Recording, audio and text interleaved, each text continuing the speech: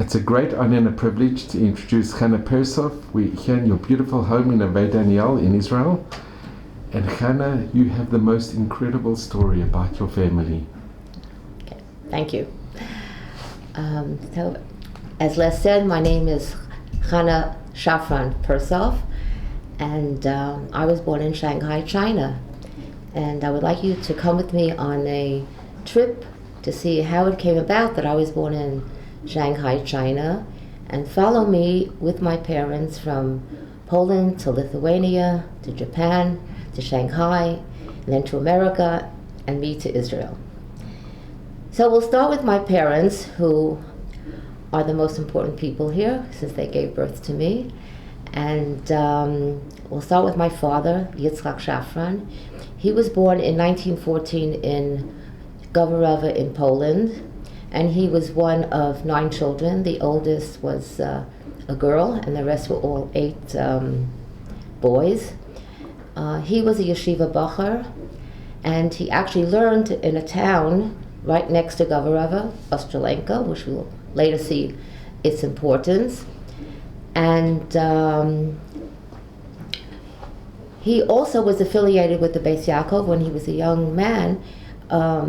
Sarah Shanira, who started the Beis Yaakov, came to Gawrowa and asked him to be the administrator in the Beis Yaakov, which is what he also did. And this also will be significant later on in the story. One of the brothers, we called him Uncle Joe, Yosef, was subscripted into the Polish army, and he was actually taken also as a prisoner of war. And the continuation of this will happen when we start after the war starts. Okay, so this was my father's family. They were a very prominent family in Gawrowa. His father was a Rav, and he also many times answered questions of the people in the city when the Rav was absent. And the mother started a business, and they had like a general store. They had a cow in the backyard, and they actually were considered one of the wealthier families in Gawrowa. To give you a bit of a look, we'll show you the Gawrowa family. The two little boys on the bottom, the one on the left is my father Yitzchak, and the one on the right is his brother Yosef. These 2 brothers will become very significant in the whole story, and there are my grandparents and the other siblings. This was taken in 1921, when my father was probably 6 or 7, and they sent the picture to America because some of the brothers were already there, and an uncle, and they wanted them to see pictures of all the children. Okay, so this is the Gawrowa family in 1921, as I said. Here we see the same Gawrowa family in 1935. The couple on the bottom row is my uncle Shrilka and his wife Masha and 2 little girls. They were already living in Montreal. And it's hard to believe today, but in 1935 they actually came from Montreal, Canada to visit their parents. And that's why they took this picture. The man all the way on the left is my father. Uncle Joe, as I said, was in the army, so he is not in this picture. The other significant person next to my father is Uncle Aaron, who, Baruch Hashem, is still alive today. He's the only one, and he's today 101, B'li Ayin Hara. Except for the Montreal family and my father and Uncle Aaron, everybody else in this picture perished. Now we come to my mother, Basia Milnazevich. She was born in 1916 in Ostrolenka, which was actually the other way around. Gawrowa was actually a suburb of Ostrolenka. Ostrolenka was a very, very big city. My father's town was almost like just had a main street and was very, very small. And my mother was from a very Hasidic family, Gera Hasidim. And with a lot of pressure, she decided that she wants to be a school teacher. And she met Sarah Shanira when she was a little girl, and that influenced her very, very much. And also in my mother's family, it's very interesting. It was the mother, her mother, Blima Yehudis, who had a paint store, and she was the more aggressive one, and she made the livelihood for the family. And her father was also a Talmud Chacham, and my great-grandfather, whose name was also Avraham, blew the shofar and did Kriyat Torah, laning on Shabbos, and very chashuv a family. Unfortunately, I have no pictures of this family. Number one, my mother didn't bring any out, but also we were told that they were very frum, and in those days it was not so acceptable to take pictures, so they didn't really have any pictures. Okay, so now we come to September 1st, 1939. World War II breaks out. Germany attacks Poland from the west, and 2 weeks later, September 17th, Russia attacks Poland from the east. Where were my parents at this time? So at this time, my father was probably still with his parents, and my mother was down in Kamenitz, where she was a school teacher. In those days, the school teacher didn't teach in the town that she came from. The acceptable thing was that you taught in a town where you were not so well known as when you were little, I guess, or whatever. And she taught in Kamenitz, and the Ashkiach in Kamenitz was Rav Baruch Ber Leibowitz, who his wife, Fegi Zimmerman, as it turned out, we found out at my wedding, was my husband's great uncle, because Fegi Zimmerman was my Menachem, my husband's father's sister. Okay, so they were related, and my mother discovered this at our wedding, and she then told us that every Shabbos she had like an apartment, or she lived with a family. Fegi Zimmerman would send her daughters over to my mother's little apartment and say, "The Tate zogt azol kommen for Cholent and Torah," that you should come for Torah and Cholent. Just as a little memory, that it was the excitement of my mother, like almost jumping up and down when she met my husband's mother, and they discovered this connection. It was like very, very, it was very, very moving. Okay, so she's in Kamenitz, and the Russians are taking over, and things are getting very difficult. They close all the Talmud Torahs and the schools, and they want all the teachers to teach like they do in public school, also on Shabbos. And my mother begins to sense that things are getting very, very difficult, and that she better leave. Rabbi Grozelsky, who was the Rosh Hashiva, he had already left, and she decides that she's going. She tells her principal that she just got a note from her parents that her father is very sick and she has to go visit them. And they say, okay, you can take leave. And of course she packs all her stuff very quietly, secretly, and she leaves. And when she's on the train going to Ostrolenka, she meets an interesting person. She's sitting on the train, and this red-headed yeshiva boy comes over to her and says to her in Yiddish, "Du bist der Lehrer von Kamenitz? Are you the Kamenitz school teacher?" And she says, yes. So she says, "I have a message for you from Rabbi Grozelsky. He says that you should try to get out of Poland and you should go to Lita." So this was the first spark of the idea of leaving. At this time, many people have already fled, and my Uncle Joe Yosef luckily gets out of the German prison, which is also a miracle. I don't know why they decided to let some of them go, and he went back to Poland, and he goes to Gavarova, and there's no Gavarova. The beginning of the war, if you read the history, the first bombings were in Warsaw, and Gavarova was very close to Warsaw. The whole town was flattened. And I guess I don't know how he figures it out, but he follows the route, and he finds his parents in Lumja, which is going towards the east. And the same thing happens to my mother. She gets to Ostrolenka, but there's no one in Ostrolenka. And she also finds that her parents also are in the Slonim in the Lumja area. By this time, we're already coming towards November, end of November of 1939, and they're trying to think, what they should do. And as I said, they heard rumors that Lithuania is at the moment neutral and you can go to Lithuania. Many people actually did go to Lithuania very easily. They just crossed the border from Poland and they got into Lithuania.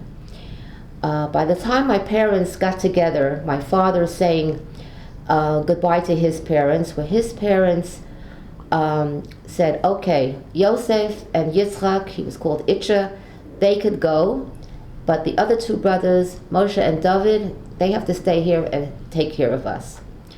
And they say goodbye. My mother had a little more of a difficult time. Her parents were not so eager for her to leave. They said, well, Mishigas, to go to Lita, to run away. And they didn't really allow her to take any of her siblings. And she decided that she's also going. Now, it's very interesting that there are parallel stories that happen here between both my parents, not together. They both say goodbye to their respective parents, and they both decided they're going to go to Lita. By the time they said goodbye and decided, it already was not so easy to just go into Lithuania. You had to sneak across the border, because the border was already closed. So this made it a much, much more difficult task, and you really had to have a lot of courage to do this, because you had to sneak the border. It was minus 40 degrees. The snow was up to your knees, freezing cold. You had most of your clothes on your back. Maybe you had a little suitcase. And that's what many people, young people mainly, decided to do.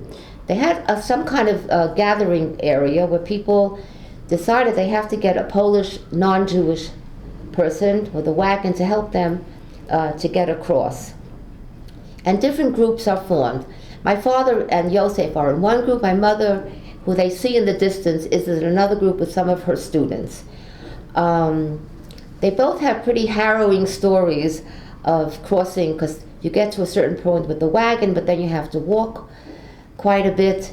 My father's story is that they're walking in the snow with a group of youth. The groups were usually between 10 and 12 people, and one of the women in the group, who was also a school teacher, she fell. And most of the people in the group say, we can't wait, we just have to continue and go on. And my father says, no, we have to help her, we have to go back. So Yosef and my father help her up, and they continue walking. As they continue walking further on, my father, who was always very weak, he had rheumatic fever as a little boy in Poland, he feels very faint, and he says to Yosef, I can't go on. That's it, I have no koyach, And then the school teacher remembers that she has a candy in her pocket, and Yosef tries to find the candy in the pocket and gives it to my father, and this helps to revive him a little bit, and then they continue going. Then they continue on, and then they see in the distance a farmhouse with a little light. It's late at night. And they say, okay, let's try to go into this farmhouse. We don't care who's there. You get desperate. And we need to get warm. They were freezing. They hadn't eaten, for sure not. And they get to the farm, and obviously not Jewish people. And the first thing they ask them, they say to them, tell us, where are we? They didn't even know if they had really managed to cross the border yet. And he says, you're in Lithuania. So they at least sighed a sigh of relief that they had already crossed the border. However, the man tells them that there are Russian soldiers patrolling and checking, because a lot of immigrants were already flowing into Lithuania, and they didn't really like that. So then he says he hears them coming, he quickly hides them up in the roof, and then the soldiers knock on the door, and they say, did you see two men and a woman? And they said, oh yeah, they were here, but they went that way, the other way. And luckily they believed them. They didn't search the house. And then they came downstairs, and this man was very, very good. He said, you can't just go into the center of Lithuania like this. So he gave them a wagon, and gave them eggs and vegetables and gave them some peasant clothing. And this way, they won't notice so much that you're immigrants, that you're somebody different. It's interesting that my mother had the same, she doesn't have the story of getting into a farmhouse, but the same story of meeting some good Lithuanian non-Jew who helped them with a wagon, and they were able to get into the central Lithuania. So when they came to Aishashuk, which is at the border of Lithuania, and then they had to get to Vilna. So they get to Vilna, and there's real chaos there. Vilna was a town with a lot of Torah. It was called Yerushalayim Dalita, and the Lithuanian Jews were trying to be very helpful, but there were tens of thousands of people coming into Lithuania, into Vilna from Poland. And from a lot of the history that I've read, Lithuania was not exactly economically in such a great position to help out so many immigrants. Then with the help of the JDC and Hayes, people started getting organized. They started getting apartments for a lot of the people, and they started settling down. I was surprised to discover that they really were in Lithuania for quite a while, like over a year and a half. My parents never spoke about that time, and I didn't find very much written about what they really did. My mother probably learned with the Beis Yaakov girls. My father found yeshiva, and he was learning. My uncle, who was always very enterprising, probably found some work. And at the time, there were many yeshivas. There were different yeshivas there. Chachmei Lublin. There was the Mir, of course, was there almost in its entirety. And there were also many Zionist groups. There were Bundes. There were a very colorful mixture of people there. One of the prominent people in the Zionist group was Zerach Warhaftig, who later became the Minister of Religion here in Israel. And he was running back and forth and writing letters to America, to the Halotz. He was basically trying to get people to go from there to Eretz Yisrael, to Israel. And he was in touch with all these people, but things were moving very, very slowly. I think he started some sort of hachshara there, Bnei Akiva, that were really trying to get ready to go and to a kibbutz and to build up the country. As time went on, everyone started feeling, and Zerach Warhaftig was one of the people that was pushing for this very much, that things are not going to stay so nice and calm, that we're going to stay here in Lithuania, in Vilna, and everything will be okay. The Russians are not going to be so accommodating, and we really have to figure out how to leave Lithuania, Vilna. At the same time that they're trying to think of what to do, a few interesting things happen. First, a woman called Pascal Lewin, who is a Dutch, Holland Dutch descendant, she discovers that there may be a way to leave Vilna, Lithuania, and get to one of the Dutch islands. She approaches and writes a letter to Decker, who was the ambassador, and she proposes this idea to him. And he says, yeah, well, there is this island in the West Indies called Curacao. You have to get there through Japan. Okay. Somehow he is convinced by her to write a letter that just says that to go to Curacao, you don't need a visa. And this is one of the miracles of the whole story here. And he says, okay. And he writes this note that says to go to Curacao, you don't need a visa. So at least she has stage one. And then at the same time, there's a yeshiva bacher called Nathan Gutworth, who's also from Holland. And he approaches John Zwartnik, who is he was actually a businessman who also was sent to Kaunas, which is the capital, as not an ambassador. It was for Phillips. he was worked a for Philips, representative. and he was sent to be on to be the consulate in Lithuania. So here's a businessman, not anything to do with politics, and he's sent there to be the consulate. So Natan Giltworth also, at the same time, I think, as Pessalou, I don't know who came first. She was first, but she was first, and then it started the ball rolling. And because Decker, though, had written to Pessia Lewin that he agrees to write this note, this gave the gushpanka to John, the consulate, that to further write another note, saying also that you do not need a visa to go to Curacao. And so this is what this happens, and then they see, okay, so now we have this visa that we can go to Curacao through Japan, but now how do we get to Japan? So at this point, at the same time, we have Senpo Sugihara, a Japanese diplomat, and he is suddenly sent in, I think it was probably December 1939, if I'm right, December 1939, November, before Hanukkah, and he's sent to Kaunas, and he also opens a consulate.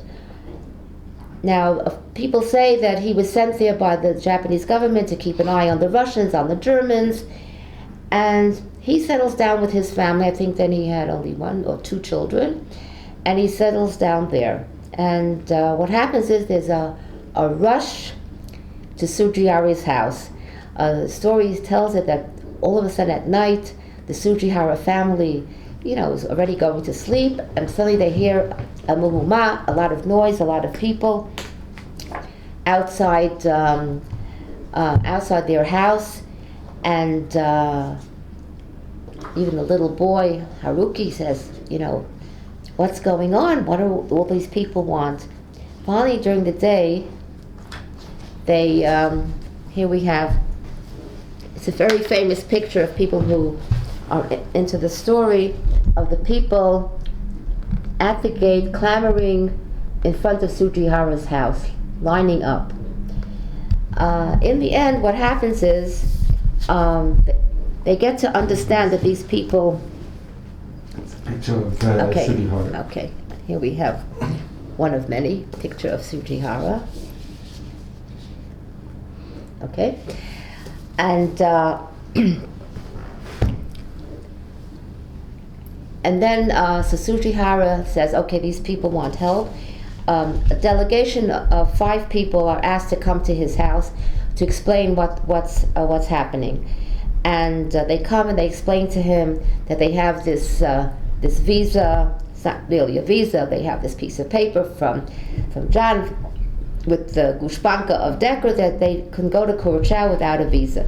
Little did they know that the governor of Curacao would not have let them in, because they didn't really have an entry visa to go into Curacao, but that's how things worked in those days.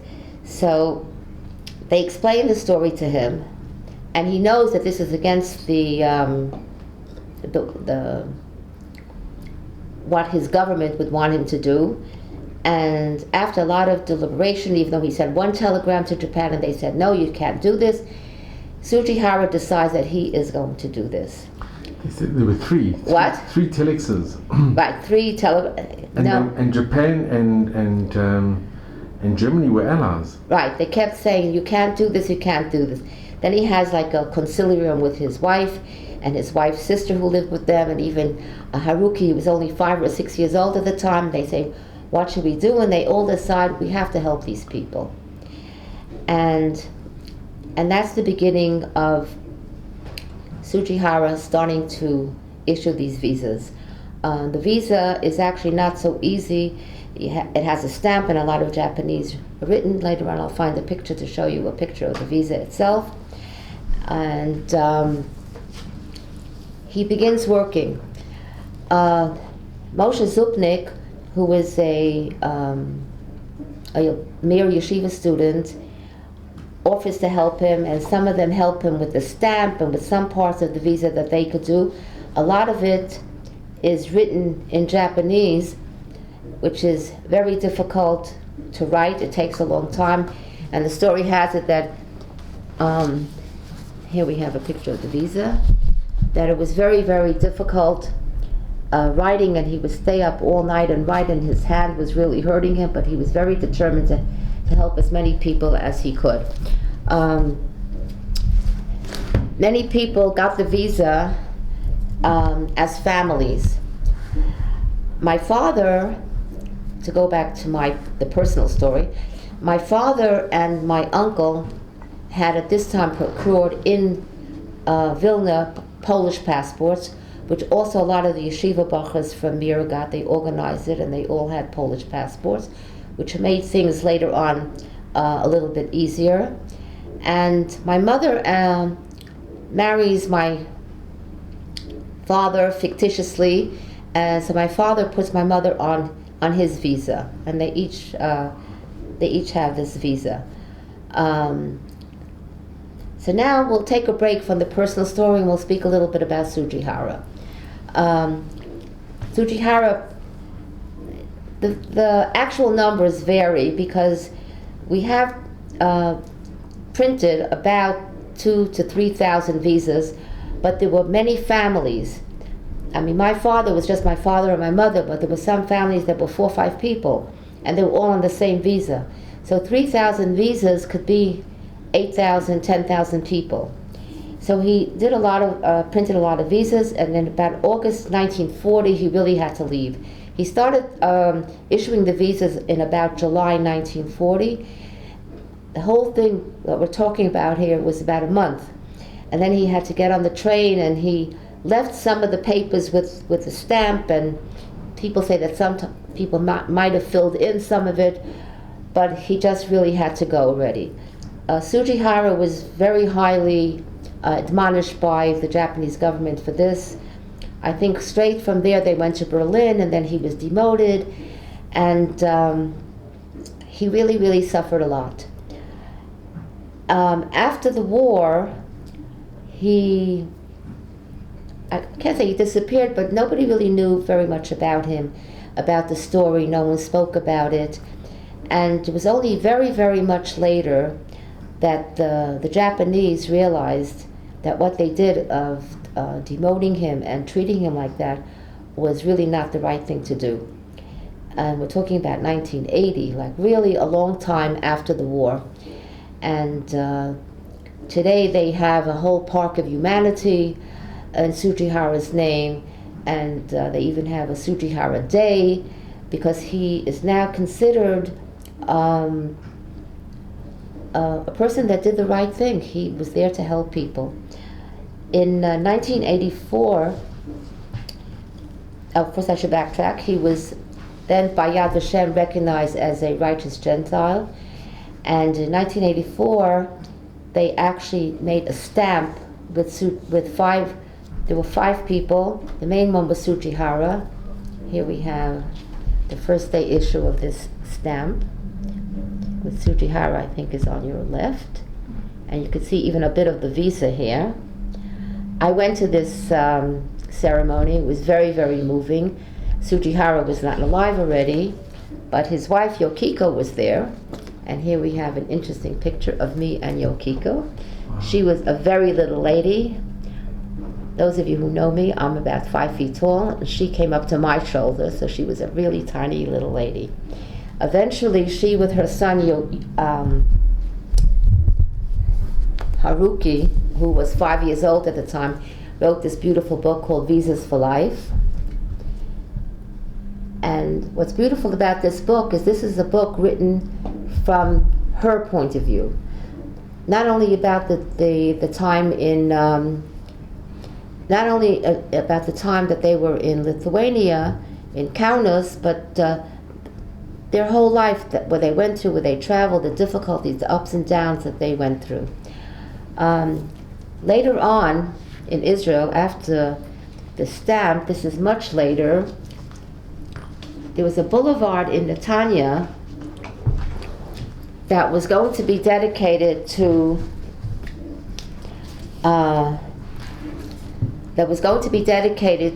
righteous Gentiles. as I say, was my luck would have it, but the first street that was dedicated was for Tsujihara.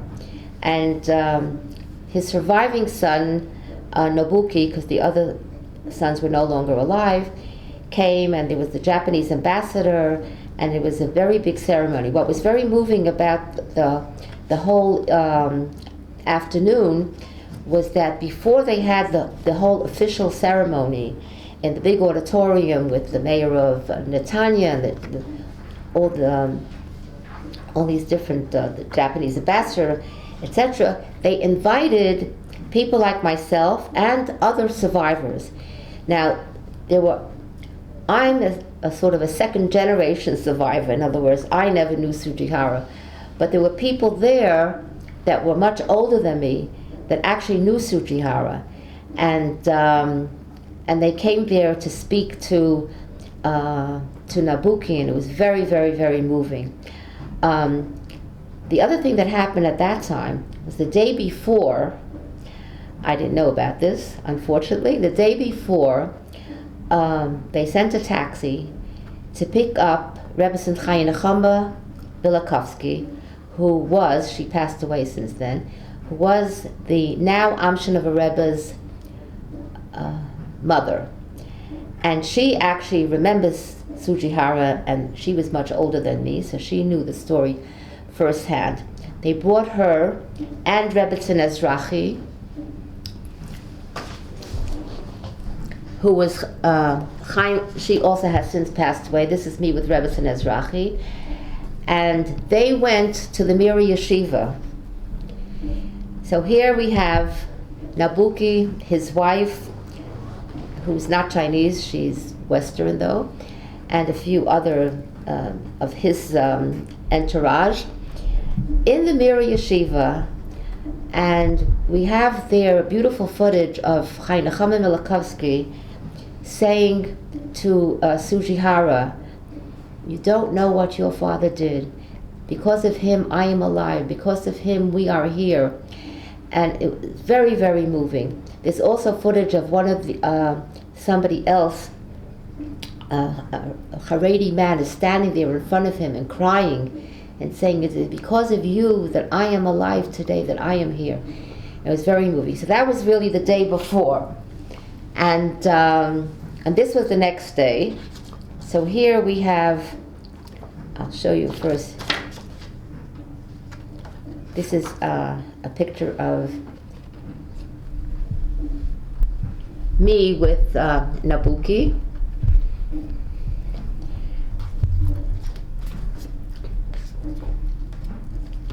And here we have the street. You can get this.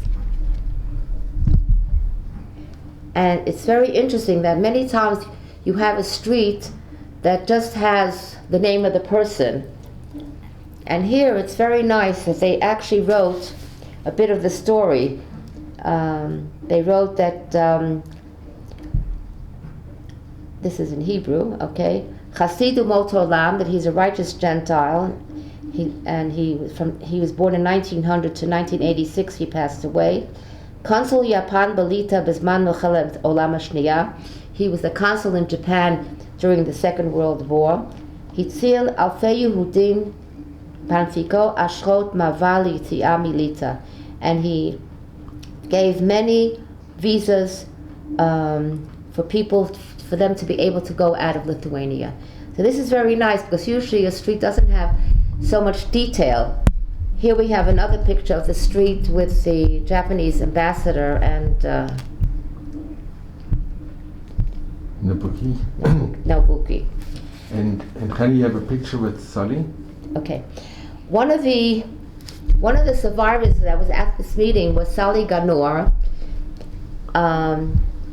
who met Tsujihara when he was 10 years old. And tell the story? The Hanukkah? Okay. He was 12. But What? 12 years old. 12 years old? Oh, he was older. He was 12 years old. And he was in his aunt's store, and he had no money. He wanted to borrow some money from her. It was Erev Hanukkah. Maybe it was already in the middle of Hanukkah.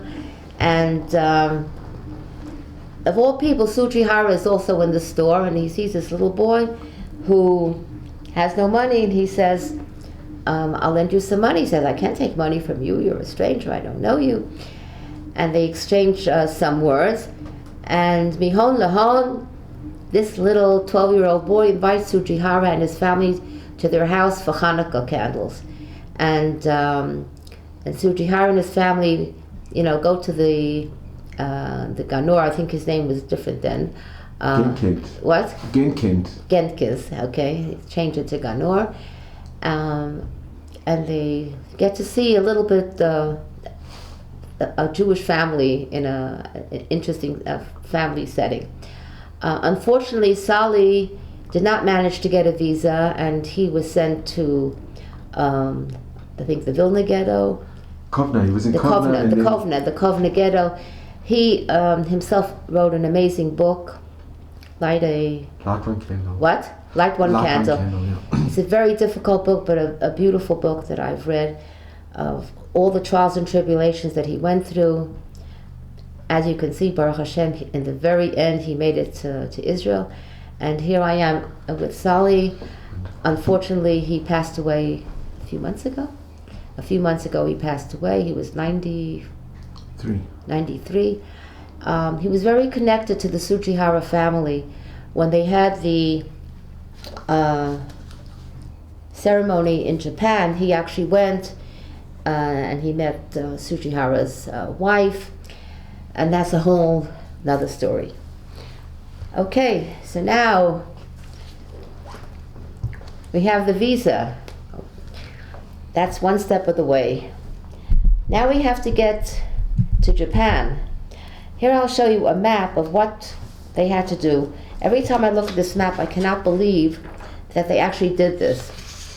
I don't know if you can get this.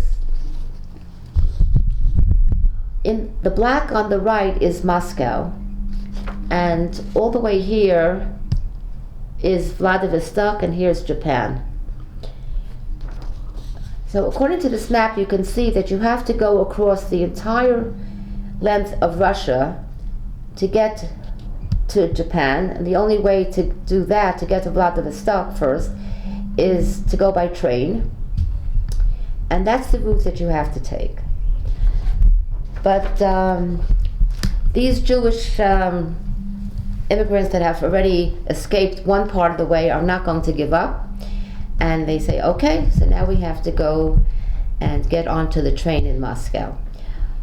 So they go to Moscow. This is already a much more difficult proposition than getting the visa from Sujihara. People who went to Sujihara, anyone that came, even they said we're a whole family, they got the visa from him. He didn't ask too many questions, what's your name, but he didn't ask where you're from, and he gave out the visas.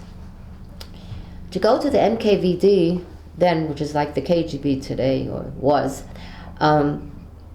a little more difficult to get permission, because the Russians, as Russians, were very much, why do you want to leave Russia? And would ask you all kinds of questions.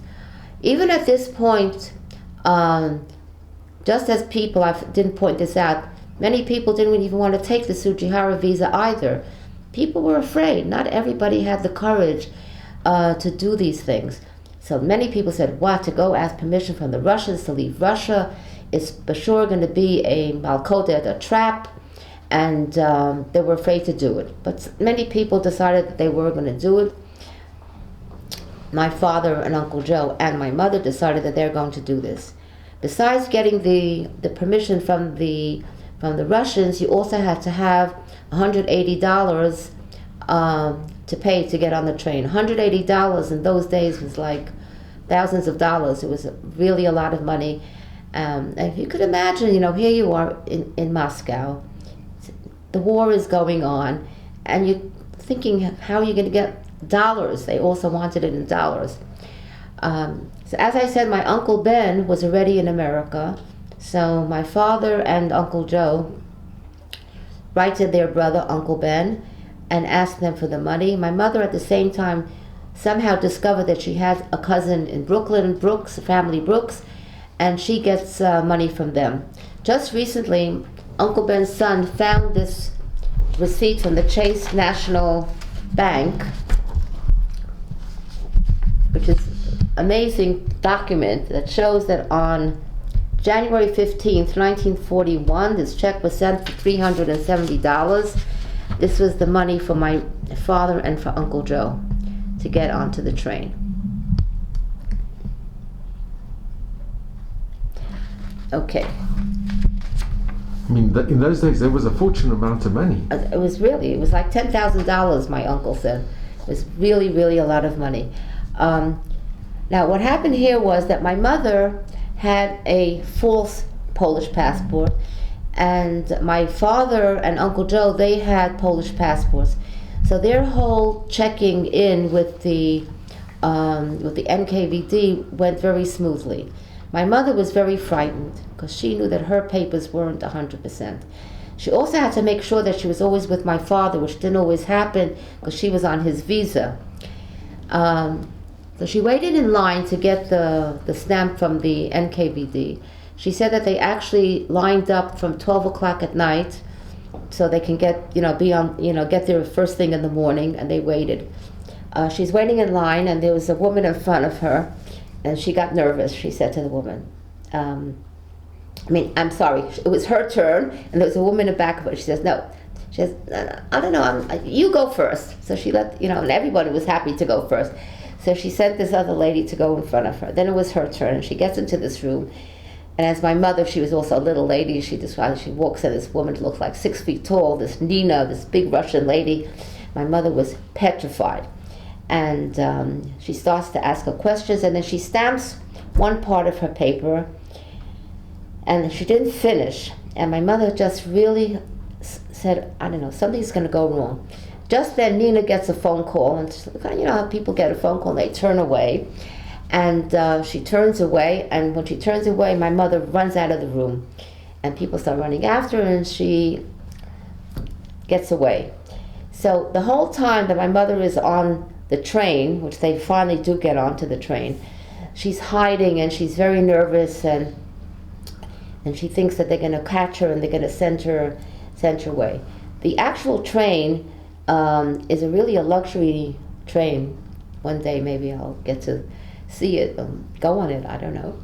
And but during the war, it was very, very frightening, because some pictures I've seen, beautiful scenery, but every time the train stopped and soldiers got on and soldiers got off, during the war, when you just see a soldier with the boots marching, you freeze and you get very, very frightened. And it's a 2-week train ride. So in 2 weeks, there are a lot of stops. And every time the train stopped, everyone was very, very frightened. But Baruch Hashem, they got to Vladivostok. However, they get to Vladivostok, and again, my mother and the 2 brothers, they get into trouble.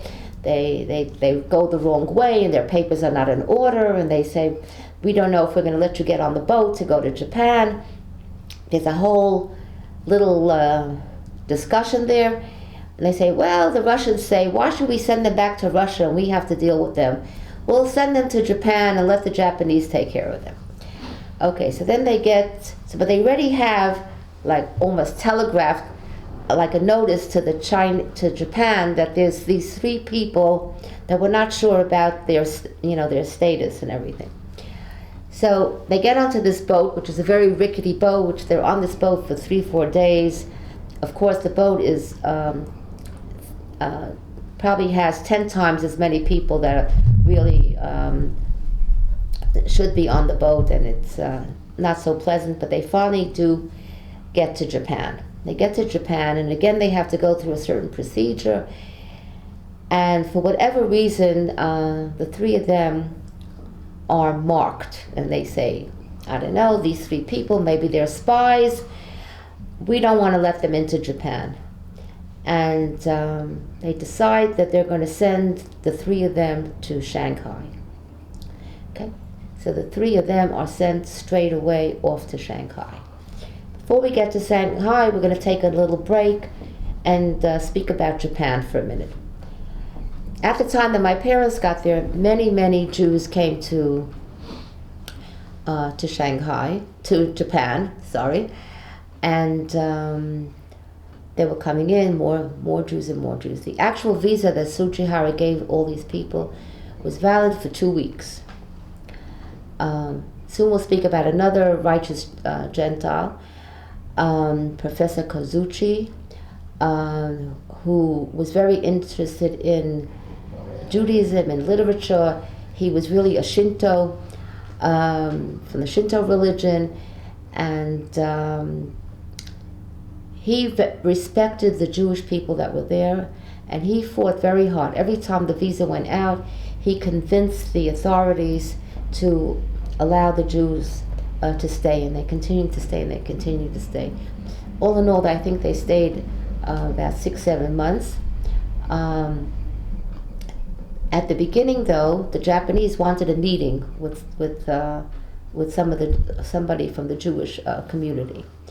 The Amshinover Rebbe, then, Rev Shimala, who was Chaim Nechama's grandfather, he was one of the people that escaped with his family. And in one of the books that David Kranzler wrote, he said that the Amshinover Rebbe said, Ich gehe, like I'm going to get the visa, and I'm going to go to leave Lithuania. So they decided to send him to speak to this whole committee. And here is a famous picture. I won't go through all the names. The Amshinover Rebbe is in the middle. Shapiro is on the right, and Professor Kojusi is the one here with the mustache. And so he comes to meet these people, and they say to him, tell us, why do the Germans hate you so much? What is it about you that they hate so much? So he says to them, well, you know that we're Asian. And then they get a little bit shocked, because they're also Asian. And then he goes into a little more detail and says to them, you don't look exactly like the Germans, the Aryans, the blonde, you also look a little bit different. And this somehow impressed them and said, okay, maybe they're not so bad after all. And they agreed, and they let them stay. And in the end, they... Can I just say a quick thing here? Yeah. So what I had read is that Amshinover Rebbe was a very brilliant man, and he said that he had read that the Japanese, he was official in the embassy in Berlin, wanted to marry a German, and they never got a marriage certificate. They wouldn't give him a marriage certificate. They wouldn't allow a German to marry the Japanese. Yeah. So that was an extra, like, hochacha, proof of how the Germans feel about the Japanese. Mm-hmm. So it gave them a little titter, this could happen to you as well. Okay, so now we go to Shanghai. My parents come to Shanghai. A little bit about Shanghai is divided up into many different concessions. There's the French concession, the international settlement. My parents actually go first to Hanqiu, which is a small little section, a very poor area. As my mother described in one of the oral histories that we took, when the first 6 months that they were in Japan, in Shanghai, were very, very difficult, because they were there without their friends, and they didn't really have any money, they didn't have any means. And the Rabbi Ashkenazi, who was the chief rabbi of Shanghai, he helped them very much. He helped them find rooms and helped them find food. I just want to say on the side that also in Japan, and keep going to Japan, also in Shanghai were about 20,000 German Jews who had escaped and came there early 1940s, and they didn't go through the same route that my parents went through, and the Polish refugees. They came from Germany to Italy by boat straight to Shanghai. So that's a whole different story. There were also many Iraqi Jews. There were many Sassoons, very wealthy families. There were Russian Jews that had come also in the early 1900s. It was a very big melting. It was a very international city. It's a port city. Indians from India. There was the Silk Route. So there were many different people. Very crowded city, very hot city, very dirty city. A lot of dysentery people. You could see people in the street not alive, and it wasn't a very easy place to come to from Poland, to say the least. What I recently, a few years ago, we found some very amazing letters that were written to mostly one to my father and mostly to my mother, from Poland. Some of them were written from Poland in 1941, in July of 1941, which means that they already knew, my mother's family, that they were in Shanghai. From the letters, we also see that they knew that she was with the brothers Shafran. So it's interesting to see how the mail did get across. At the same time, and this is how I got to really see how long it took for my mother's friends to come. There were many postcards, and more postcards than letters, really, okay? Many postcards from Japan, from my mother's friends, writing to her, how are you doing, what's happening, we're still in Japan, we're hoping to stay. You could see from the letters that they weren't sure that they really wanted to come to Shanghai. These were mostly women, friends of my mother's. There was one postcard from my father's friend, and trying to get certificates. Some people trying to go from there to Israel, some people were trying to go to America, but there was a quota. Everything was very unsure. People did not know what was going to happen. In the end, most of the people that got the visas did come to Shanghai. For example, Zerach Warhafdik, he got to Japan. He actually even went to Shanghai to see how things were doing and went back to Japan. That's how he was so involved in caring about the people. But he managed with his family and his oldest son, Emmanuel, to get to America. And then from America, later on, he came to Israel.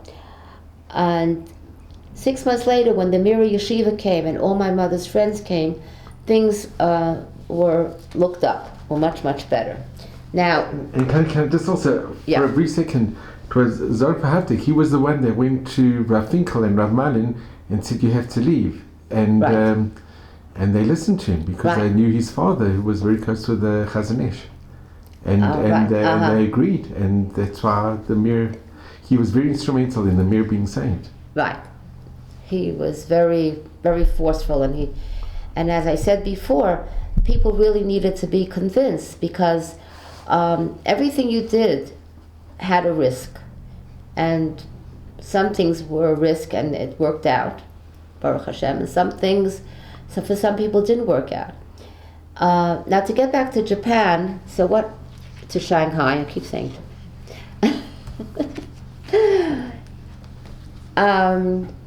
Just to give you an idea, when you got to Shanghai, you had to get like a Tzudat Zehut that we say in America, in Israel, and this is my mother's and this is my father's, which are very interesting documents. This is your identity card, which you had to keep with you at all times, and you could see the fingerprint on the bottom because they didn't know how to sign their name in Chinese, of course. The back is written in English, not that they knew English at the time at all. And this is what you had to have. How did they settle into Shanghai? As I said, most of the people settled in Hankyu, which was not such an easy place. It was very poor, very crowded. A lot of families lived together. It was just a sheet separating one family from the other. And now the Mir Yeshiva, here were about 350 Bachurei Yeshiva. What are they going to do? Then this is another one of the miracles of the story. There's a story that a man called Silas Hardum, who was Jewish, very assimilated, married to a Chinese woman, and very wealthy. And the story goes that he had a dream, and his father came to him and said, you have so much money, what have you done for the Jewish people, for something like a little Yiddishkeit? And he woke up and he was very disturbed by this, and he some say that it was Rabbi Ashkenazi that he spoke to, and he was given advice, and he decided to build a big shul. He built the shul, the Ohel Aron shul. Was a big shul. It was in downtown Shanghai. It was not near Hankou, and it was a very, very big building. Those of you who know the story, there's a very famous picture of the Mir Yeshiva boys sitting in the learning there. They had enough seats for just about the amount of boys, and in the basement was a kitchen, so they were able to cook and make hot meals for themselves. Some people were allowed to continue and stay all through the war years that they were there. In that area next to the Ohel Aron Shul, like the Amshner Rebbe, continued to stay there. Rabbi Walken stayed there, who was a big one of the Rebbes in the Mir. However, after Pearl Harbor, many of the Japanese became much more harsh, and they made most of the Jews move, including a lot of the German Jews, move into Hankou, and things became much more difficult. You needed a special pass, which the yeshiva boys got a special pass. This is my father's pass as a yeshiva boy, that he was able to leave the Hankou ghetto to go to the yeshiva, but people that wanted to leave had to wait in line a long time to be able to go out, to go different places, just to leave the ghetto. And sometimes you waited in line the whole day, and at the end he didn't give you the pass. The story has it that at the end of the war, a lot of people beat him up. They were so angry at him. Okay, so my mother is living in the dorm with her friends, and a lot of them were Beis Yaakov teachers. And my mother decides that with her friends that we have to start a school for the girls. There are all these girls, a lot of them from the German refugees as well. And the girls also have to learn. Here are all the boys, they're all learning in yeshiva. What about us women and all these little girls? So she writes this letter, which was printed in the Yiddische Stimme von Weiten Mizrach, for the Jewish voice of the Far East. My brother found this letter a number of years ago, and it was written in Yiddish, of course, and we translated it into English, and I already translated it into Hebrew. I'll just read you one paragraph where she writes, "We, a group of teachers and friends of the Beis Yaakov movement, who were torn from our homes by the stormy waves of war and tossed to distant Shanghai, declare, no, inside every one of us still echoes the holy will of our mother, Sarah Shanira.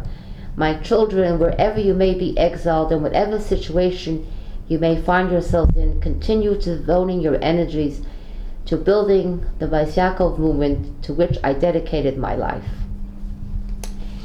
Okay, so she writes this letter, and she starts going to different askanim and people, and she's getting money. I read recently that she even wrote to Rebbetzin Kaplan in America, and they started getting some help, and they got a building, and they actually put together a Beis Yaakov in Shanghai. And even my father, who I told you there was a connection of him to Beis Yaakov, he taught the seminary girls. And here is a picture of, this is in 1944 already. You could see how many more students they had. And I don't know if you could see it in the camera, in the middle with the hat, with her head a bit on a tilt, is my mother.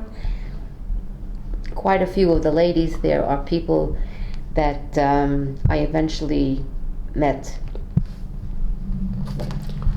In 1942, just when she's starting the school, my father and my mother, Baruch Hashem, finally get officially married. Here they are. close up. Here she is in her wedding dress, a little longer. And they got married. Another interesting picture,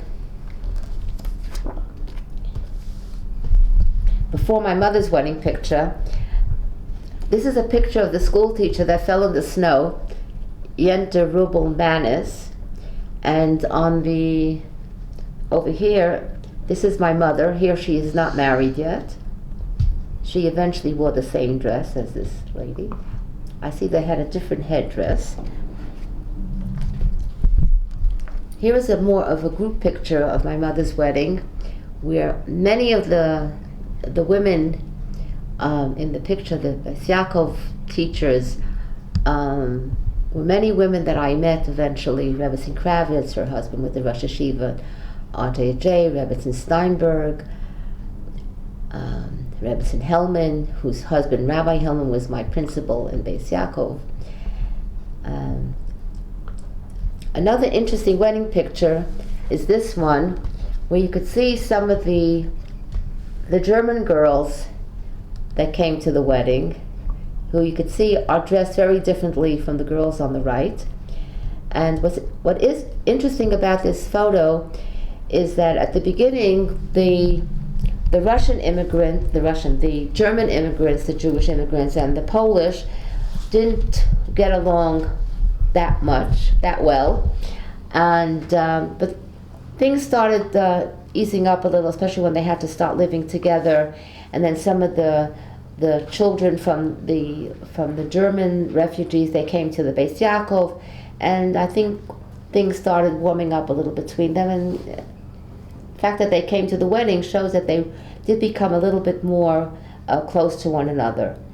As most of us know, the Germans and the Poles were very different in their culture.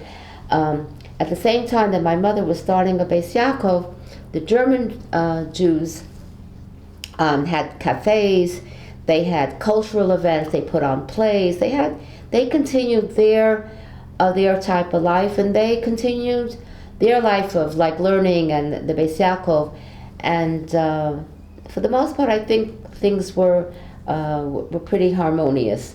Chana, can I ask, at the wedding, Yes. Did your parents mention who were the Rabbonim or who signed the ketubah? Oh, so Rabbi Ashkenazi, the chief rabbi of Shanghai, he actually was the Mesader Kedushin. He made the wedding, and the Amshin of a Rebbe, Rav Shimala, he made Sheva Brachos for my parents, and he was also, I think, maybe at my brother. I didn't say it, but my brother was born. And he was at the bris, and my brother, they had a pidyon haben, so we were very close to Amshinov. And a little curious, we'll skip to America for a second. The Amshinov had a shtibel in Borough Park on 53rd Street, 15th Avenue, and we used to go there. And I still remember Rav Shimala sitting at the head of the table having a tish. Then it was really a shtibel. The men davened in the living room, dining room, and the women, we were in the kitchen. And my sister and I, we were maybe 4 and 3, or we used to peek through the kitchen door to look at the men, and Rav Shimon would call us over and give us a candy. And that's one of the memories that I have from when I was a little girl. So as I said, so in 1944, my brother was born, and then I was born. Here you could see an example, which is very interesting. This is my kartis tipat chalav, as we say in Israel, with the different inoculations that I had to get for cholera, typhus, all kinds of terrible things. Not for corona. And this is what everybody had to have. And so now we're getting to 1945, and the war is over. I have to say that in 43, 44, a little bit news of what happened in Poland started trickling through. And there's one famous picture of the people, the Bachurim in Shanghai. There's a board with a list of names, and people are trying to see what happened to everyone. According to the names that my brother and myself that we have, they still didn't know for sure what happened to their families.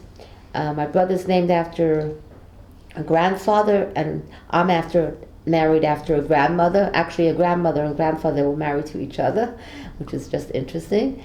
And by the time my sister was born in 1947, she's already she's already named after the two grandmothers, because then they already knew that what really happened in Europe.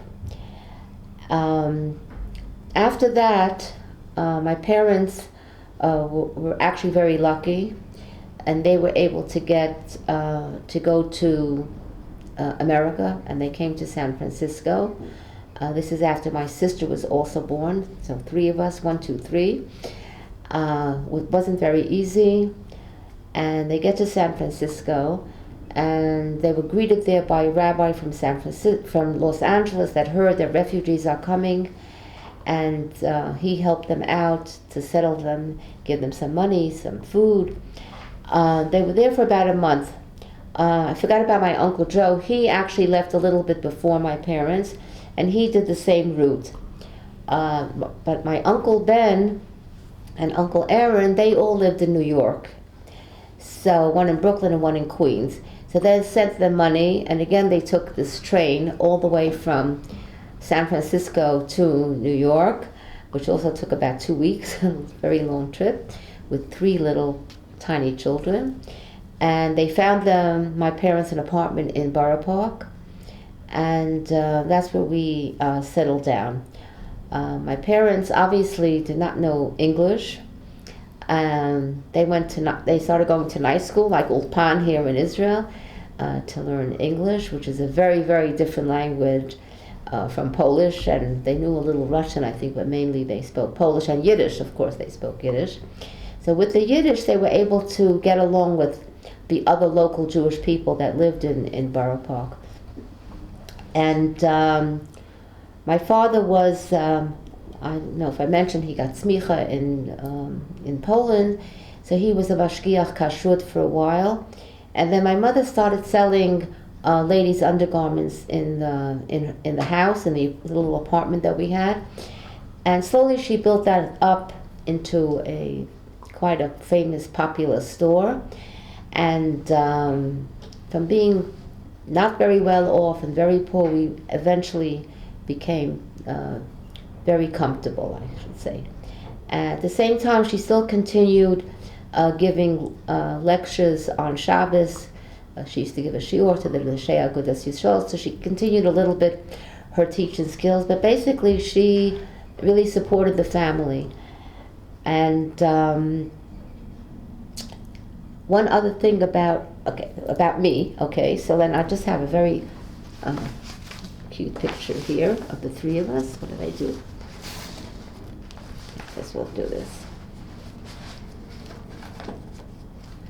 This is the 3 of us. I'm the one on the right, and that's my brother in the middle, who lives today in California. My sister still lives in Borough Park. She's on the left. So this is the 3 little kids. This is already, we're a little bit older, because my sister was a baby when we came, so this is a few years later. What's interesting always to me is how my parents still took us to have a proper photograph with a photographer in color. Very nice. Beautiful. Okay, so I went to Beis Yaakov, my brother went to Torah Semes, then to Torah Vidas, and all of us went to high school. I, in the end, in 1967, came to Israel, and then I met my husband. First I studied social work. I was here for a few years single, and then I met my husband Menachem. Maybe he'll come into the picture for a second.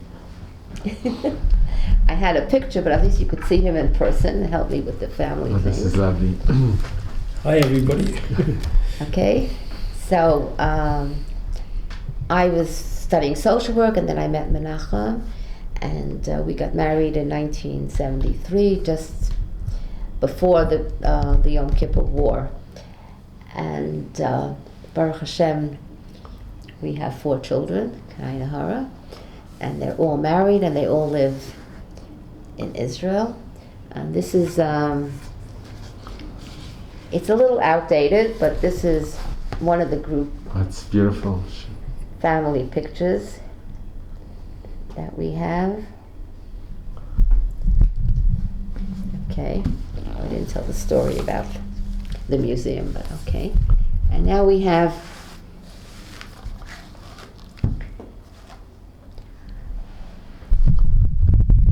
get them in order.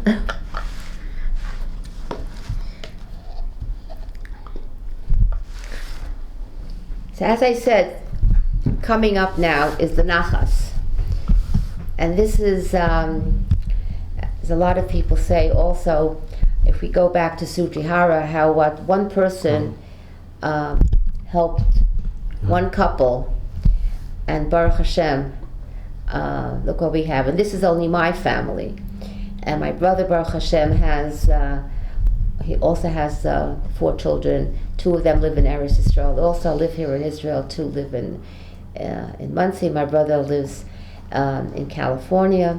My sister has a very large family. She still lives in Borough Park. And from two people, okay, one couple, we have maybe over 100 children, grandchildren, great-grandchildren. And it just shows you, the famous pasuk, Misha Metzil Nefesh Echad B'Yisrael, saves the whole world. Saves the whole world, which is written in a lot of the books about Sujihara that they say to him, And so here we have, this is my oldest son Mordechai and his family. I hope I'm right. No, first I have to go. This is my daughter Michal and her family, who from this family we can have already 3 great-grandchildren. We have 2 married grandchildren. This is my son Avi and his family. And this is our baby Dina, that's her baby, and her family. Baruch Hashem. And as I said, I started doing all this research 10 years ago, 15 years ago. Mm-hmm. And I have to say, as I started my talk by saying I was born in Shanghai. And when I said I was born in China, I used to say, not so much even Shanghai, when I was growing up, I never thought to even ask my parents, how did I get to be born in Shanghai, Like Shanghai, China was like this way away place that we didn't even know where it was. And as many stories of Holocaust survivors, even though my parents weren't in the Shoah of the really difficult concentration camps in Poland, but they didn't really speak about it. Sometimes I thought that perhaps when they heard of the atrocities of what happened to their families, being in Shanghai for 7 years seemed not as harsh as what happened in Europe. So they never felt that they could complain about it. The most they used to say was that it was very hot, it was very difficult. They never said it was difficult.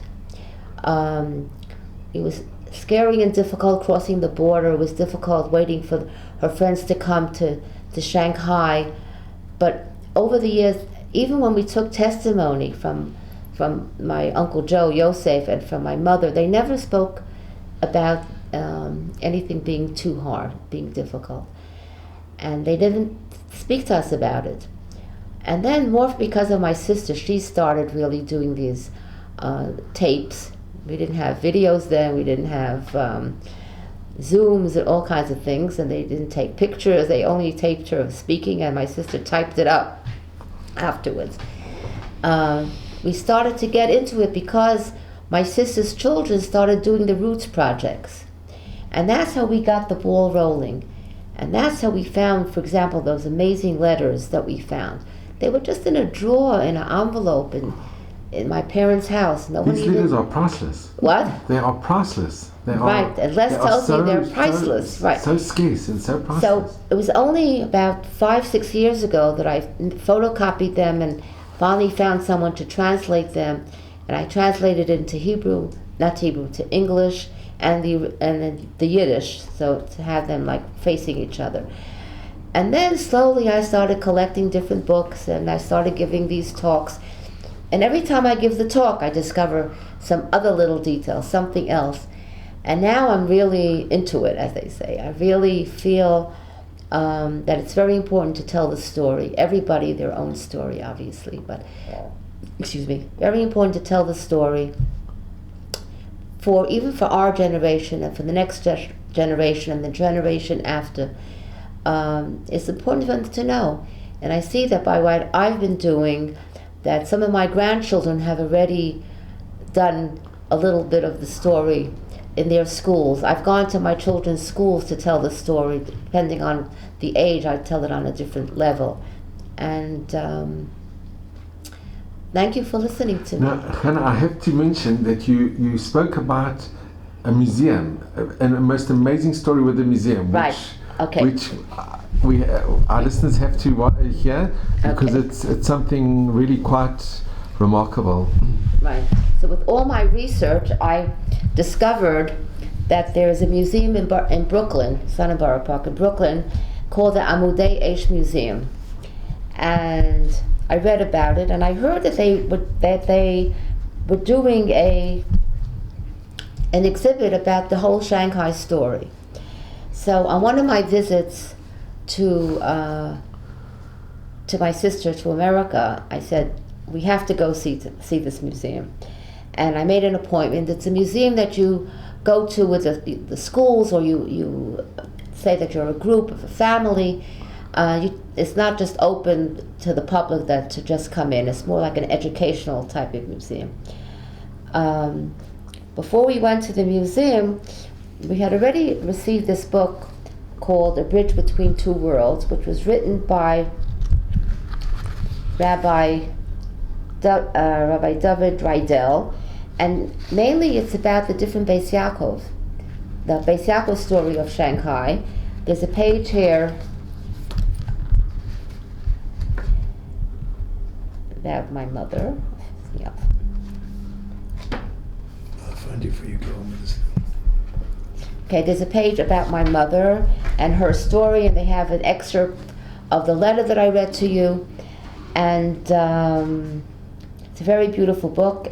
And a few of the pictures that are in that book were given to Rabbi Rydell by my brother and my sister, and they have the credits at the end of the book. I live here, so I wasn't so involved in when the book was being written. Okay, it's a very interesting cover here. The picture of the Beis Yaakov is actually at the back of the book here. Oh, that's the picture that you showed, yeah. Right. Okay, so we decide to go to the museum, and Menachem and I we take my sister and one of her children, and we go to the museum. And the first person that we meet when we walk into the museum is Rabbi Rydell. And then we tell him who we are, and he was absolutely floored. He said, "What? You're Rebbe Sebastian Milazevich Safran's daughters?" And he was very, very excited, because here he's meeting the next generation in person. Okay, so we come in there, and then we discover that the Shanghai exhibit is still there. So we were very, very excited. So we have this young girl, who takes us to guide us around. And at the beginning of the tour was mainly the story of what I mentioned, of the Jews in Lithuania and Sujihara, and more or less, not that it was boring, it was very interesting, but it was a story that we basically knew, and we're following along with her. And then we come to this exhibit, which here it's in small on the left. And what do we see in this exhibit? You see, there's another red one here. And we see in the exhibit a picture of, here, sorry. Here's the exhibit. I'll read this in a moment, okay? First of all, the exhibit, the top is the Beis Yaakov picture. And underneath, it's very hard to see because it's a bit small, is a picture of my parents' wedding. I'm just going to zoom in. Wow. What? I don't know if you can actually And get you never knew before you went that this. No, that this these was, pictures they were said it's there. an exhibit about the story of Shanghai. They had other things in the different windows. And then we come to the top of this, and the girl says to me, that's taking us around, that on the top here, I'll read to you what it says. The top says, Beis Yaakov in Shanghai. Everything created throughout so many generations is now in ruins, and along with it, the glorious Beis Yaakov movement. But we will work for our mother, Sarah Shanira. Will all our work for our mother, Sarah Shanira, really come to nothing? We, a group of teachers and friends of the Beis Yaakov movement, this is what I read to you before, we must establish Beis Yaakov schools here in the same pattern as the Beis Yaakovs in Poland. Signed, Basia Milazevich Safran, Beis Yaakov teacher, October 5th, 1941. So this girl here that took us around, she just couldn't believe it. She says, I read this passage to all these girls that come here from Beis Yaakov, from different schools, and she couldn't believe that here she was meeting the two daughters of Basia Milazevich. So this was. Let me add yes. that she is the niece, I think she said, or the granddaughter of one of the people you see in the pictures of the refugees coming into Kobe in Japan. So it was like a closing of a circle. All right, here she is. Yes, that's the young lady. Here's the young lady. This is with my sister, who took us around, so you could see the excitement of this girl telling the story, because her grandfather was part of this story as well. So the reason I bring this in now, and when I'm telling you about my whole research, is that every time, all along the way, you discover something new. There's no such thing, they say, as coincidence. All siyata d'shmaya. But you keep discovering new angles, new things. I was just saying to Les before that when we found these letters, it was the first time that we were able to really get the timeline of exactly what happened when they actually left Poland. When they left Poland, when they got to point B, to point C, and exactly how it went. And when we found the letters, that really gave us a beautiful perspective of the time. In a difficult way, it also showed us that the letters from Poland stopped in about July 1941, and that's one of the signs that we have that after that, they probably perished already by then, because there were no more letters. Also from the letters, you see the optimism that they had, that they thought, everything is going to be okay, the war's going to be over soon, we're okay, how are you doing all the way there in Shanghai? They were worried about her in Shanghai, and little did they know what was around the corner. So as I said, I think it's important to tell the story, and I am constantly fascinated by the story. And as many times as I tell the story, sometimes have to shake myself. Did they really do this? And there are many amazing stories of the Shoah, but when it actually hits you that it's your parents, that they went through all this and they made it, it's amazing. I just want to thank you. Over here, Les wants to come. Just for a minute. Wow. So, Chana, I just want to thank you from the bottom of my heart. This has been, there's no words really. Riveting, unbelievable, incredible. There are no words. And for me, because I'm very involved with stamps, just to touch a letter with a postcard coming from Japan to Shanghai, there's no price. It's absolutely priceless. It's not only is it priceless about the letter, but what's in the letter, even more so. Right. And here you have the history. You're actually reading history, Right. and you have it, and you have the letters from Poland. From Poland, that's really. And I mean, if I could just to press. I mean, it's just unbelievable. And they wrote in Hebrew script. I don't know if they wrote in Yiddish or in. Right. This one is Japan, and this one is from Poland, right? From Poland. Right. To think this is the last remnants from your family from Poland. Right. It's invaluable. There's just. But hearing your story is also incredible. It's been amazing. It's been the greatest honor and privilege, really, and I am so grateful to you. And may you and Menachem have just mazel brocha at Meivesrim, Amen. Thank and you. nachas from your beautiful family. And to think from those nisim, because your parents were such heroes that they took look what they did. It wasn't easy to go, and they did it. And the Sugihara visa and the Zwartendijk visas, it saved their lives.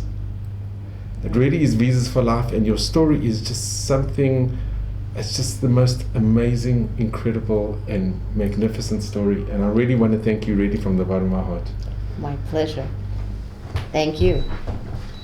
So we want to thank Les because he's doing amazing work. It's not just that it's creative, it's making a contribution to our history. And it should be something that will be continued for many, many generations. And people look at these YouTube programs and whatever it is, they say, wait, it's true, it really happened, it wasn't a myth. So thank you very much.